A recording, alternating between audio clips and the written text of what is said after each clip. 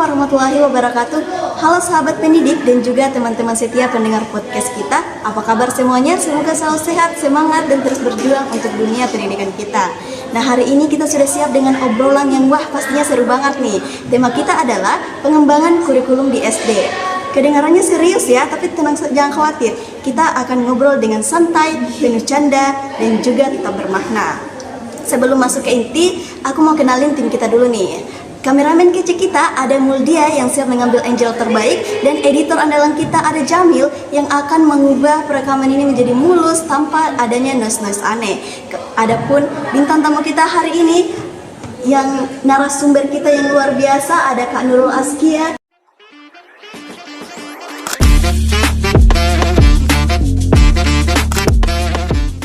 Kak Nurul Aulia dan juga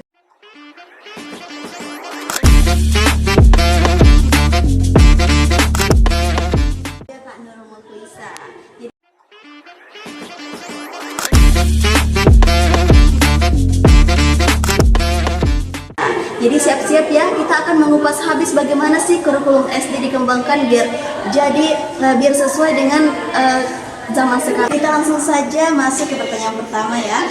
Aku mau tanya ke Kak Askia dulu nih. Kak Askia, banyak orang dengar kata pengembangan kurikulum langsung berpikiran hal-hal ribet, dokumen tebal, aturan resmi dan semacamnya. Padahal sebenarnya pengembangan kurikulum itu apa sih, terutama untuk anak-anak SD kita? Ya, terima kasih kepada saudara Ina.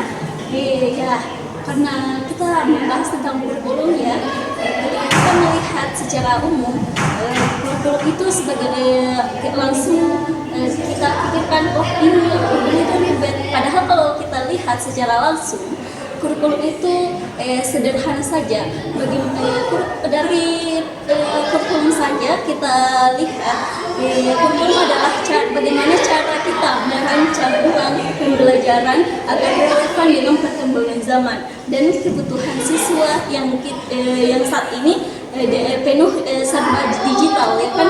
Nah, disitulah kenapa pengembangan kurikulum dibutuhkan, dikembangkan terus-menerus. Nah, ada yang KTST dari mulai tahun sebelumnya yang ada di Indonesia saat ini. Nah, tadi yang ditanyakan kenapa penting untuk anak SD. Nah, kita lihat, saya kasih anak SD itu seperti spons yang ketika ada hal-hal baru langsung diserap dengan cepat.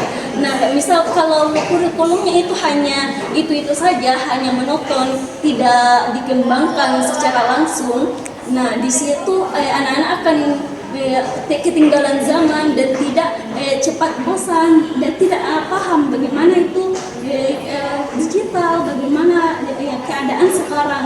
Misalkan di jauh-jauh pelosok itu pasti serba kekurangan fasilitas karena kekurangan digital. Nah, disitulah kita ibaratkan saja kurikulum itu sebagai peta jalan. Nah, ketika di bus, guru itu sebagai supirnya, menjadi pembimbing jalan. Nah, siswa itu, murid itu adalah penumpangnya. Kalau misalnya jalan petanya, maka pembelajaran kita itu akan jadi keluar dari sarana pembelajaran di kelas kita. Nah, sekian dari saya kembalikan kepada saudara Kak Mardiana. Ya, wah, keren banget penjelasannya ya Kak Askia. Jadi intinya kurikulum itu kayak peta jalan ya, supaya anak-anak SD bisa belajar dengan cara yang tepat dan sesuai zamannya. Jika peta jalan salah ya bisa nyasar dong. Jangan sampai seorang guru itu tidak membimbing, mengatakan ke siswa sebagai makanya kita kirim dikembangkan kurikulum, guru itu perlu tetap mengarahkan dan membimbing siswa. Oke, mantap. Aku suka banget perumpamaan gitu. Sekarang aku mau geser ke Kak Aulia dulu nih. Jika bicara anak-anak zaman sekarang, gadget kayaknya udah jadi bagian hidup ya. Nah, gimana nih menurut Kak Aulia kurikulum bisa menyesuaikan dengan era digital ini tanpa kehilangan nilai-nilai dasar pendidikan? Zaman sekarang, gadget kayaknya udah jadi bagian hidup ya. Nah, gimana nih menurut Kak Aulia kurikulum bisa menyesuaikan dengan era digital ini tanpa kehilangan nilai-nilai dasar pendidikan? Baik, saya setuju banget karena anak-anak sekarang itu lahir di era digital, jadi kurikulum pun harus lebih fleksibel. Misalnya pembelajaran memanfaatkan seperti aplikasi edukatif, video animasi, dan atau kuis interaktif. Jadi itu bisa membuat belajar jadi menyenangkan. Tetapi kita tidak boleh terlalu fokus pada teknologi sehingga kita lupa hal-hal penting seperti literasi, numerasi, dan pendidikan karakter. Jadi kurikulum itu harus seimbang. Misalnya saat anak-anak belajar matematika secara online, mereka juga bisa menulis manual secara langsung, menulis angka secara langsung, atau saat belajar IPA, mereka bisa menonton video eksperimen, lalu mencoba eksperimen secara langsung. Wah, keren banget ya Kak Awalia. Jadi ada kombinasi antara belajar dengan teknologi, tapi tetap ada aktivitas nyata yang bikin anak-anak punya pengalaman langsung. Iya, karena tujuan utama pendidikan dasar itu untuk membentuk fondasi kuat, di mana anak bisa membaca, menulis, berhitung, punya rasa ingin tahu, dan yang pastinya berkarakter baik. Jadi teknologi itu hanya sebagai alat bantu, bukan tujuan akhir.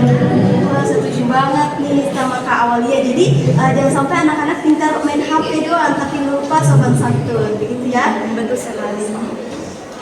Jadi sekarang aku mau dengar dari Kak Nurul Mukhlisa nih. Nah, di atas kertas kurikulum kelihatan keren, tapi kalau di lapangan seringkali ada tantangan. Menurut Kak Nurul, apa sih tantangan paling besar guru dalam menerapkan kurikulum ini? Nah, tantangan terbesarnya itu kesiapan guru dan fasilitas. Selain itu, fasilitas juga sering jadi kendala. Misalnya sekolah dituntut untuk pakai media digital, tapi di lapangan ada sekolah yang kekurangan listrik stabil, apalagi internet. Jadi guru harus super kreatif. Mereka harus bisa informatif. Misalnya kalau nggak ada proyektor, guru bisa pakai gambar buatan tangan atau memanfaatkan benda sekitar tanpa menjelaskan konsep. Wah, iya juga ya. Jadi kayaknya guru zaman sekarang itu nggak bisa cuma ngajar biasa, tapi harus multitasking. Bisa jadi kreator, motivator, sekaligus problem solver. Nah, benar banget, Nak. Karena setiap murid itu unik. Ada yang cepat tangkap dan ada yang tidak. Jadi, kita perlu banyak pengulangan. Guru tidak boleh memakai satu kali, nggak bisa pakai cara satu untuk semua. Oh iya, betul banget. Jadi intinya pengembangan kurikulum itu bukan cuma tentang menulis rencana di atas kertas, tapi juga memastikan semua pihak, guru, sekolah, bahkan orang tua siap mendukungnya ya. Wah, seru banget obrolan kita hari ini, mulai dari pengertian pengembangan kurikulum, pentingnya menyesuaikan dengan era digital, sampai tantangan di lapangan.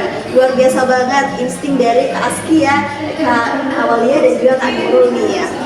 Jadi kesimpulannya, pengembangan kurikulum SD itu bukan sekedar dokumen, tapi sebuah upaya nyata untuk mempersiapkan generasi masa depan. Terima kasih banyak untuk semua narasumber kita, dan juga dan jangan lupa podcast ini juga nggak bakal jadi apa-apa tanpa kerja keras tim di balik layar kita. Kak Mudia sebagai kameramen dan juga Kak Jamil sebagai editor kami. Kalian keren banget. Saya Ina pamit undur diri, sampai jumpa di episode berikutnya. Wassalamualaikum warahmatullahi wabarakatuh.